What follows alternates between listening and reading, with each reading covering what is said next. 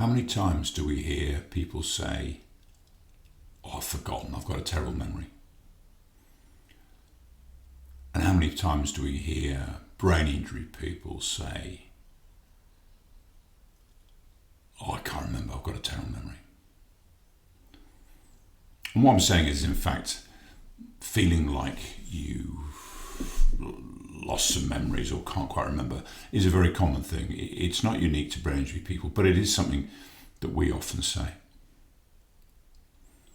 And the thing is, memory's a strange thing. Somebody once said that our memories are like an impressionist painting in that they're not a sort of straightforward CCTV recording with a set of sketches that exist for all time. They're an impressionist painting in the sense that every time we revisit them, they change. And every time somebody else shares their experience of our memory, it changes it, it tweaks it, it just changes the colours or the shape. And that's what makes memory so difficult, but also so interesting. And the reason that I wanted to talk a little bit about it is that feeling like we're losing memories can be distressing, it can be uncomfortable, it can be that we find it frustrating. But here's the thing. Let me share a metaphor with you.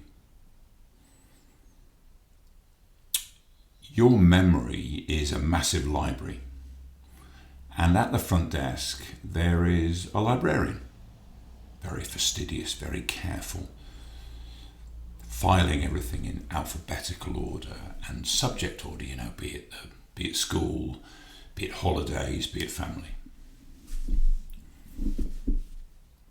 Which is fantastic. And so that when you want to go and find a memory, which is a book in this library, you go down the right aisle and you go to the right letter and you go to the right topic, and there it is.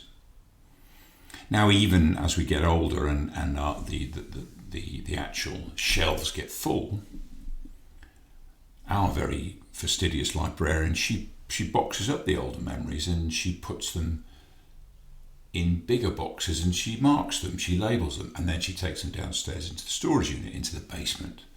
So you can still get those memories. It takes a bit longer and you have to look around a bit, but there they'll be. You can dust them off. Now, when you and I woke up from our brain injuries, our librarian has changed. She still loves books. In fact, she reads lots of books. She reads lots of memories all the time and really loves them, and then puts them to one side. But the thing is, she doesn't file them. She doesn't alphabetically list them. She doesn't put them in topics. She just puts them in a big pile and moves on. So the problem is that when you and I go to find that memory, that book in our library, it's not there. It's not where it should be. It's not in the area it should be.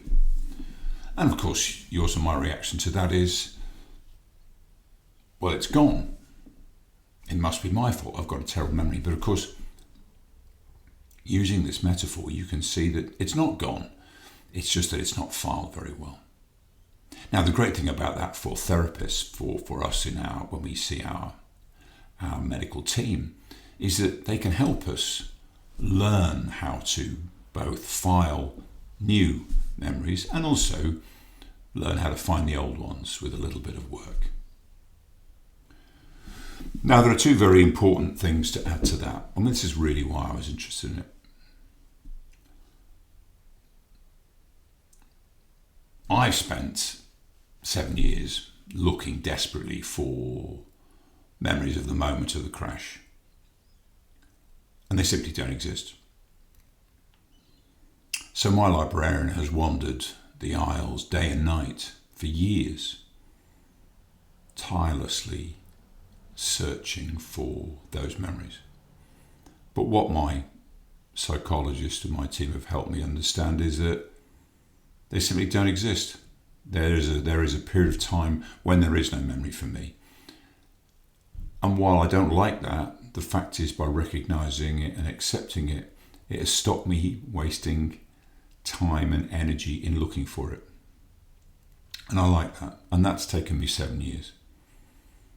Now, the other very important part about your new librarian is that she really likes ordered shelves. The actual shelves themselves, she likes them. She doesn't like gaps. And she's a very helpful librarian. So sometimes what she does is she takes other people's books or scraps from memories that aren't complete, and she makes another book.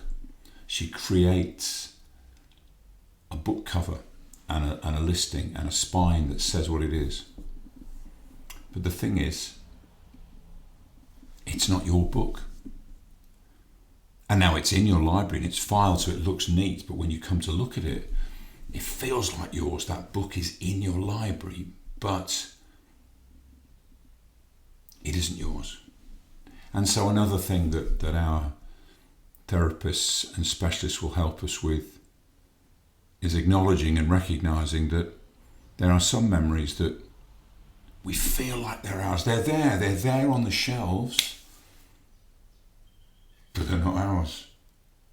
And I know that, again, I'm not a fan of telling my own anecdotes, but I found an email recently from the lady who found me at the side of the road after my accident.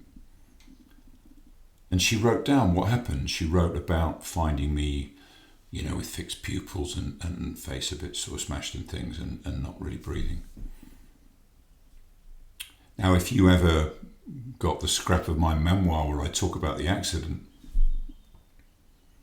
all I've almost completely done word for word is replace her words saying you to my words saying I. In other words, I've made up that memory from someone else's recollection.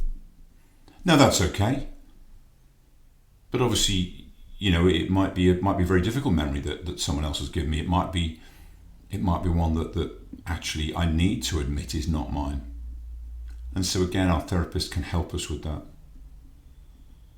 And I like that because much as I struggle with some of those losses, like I think we all do, A, I'm not going mad. B, there are gaps in my memory. And C, yes, some of it I have made up.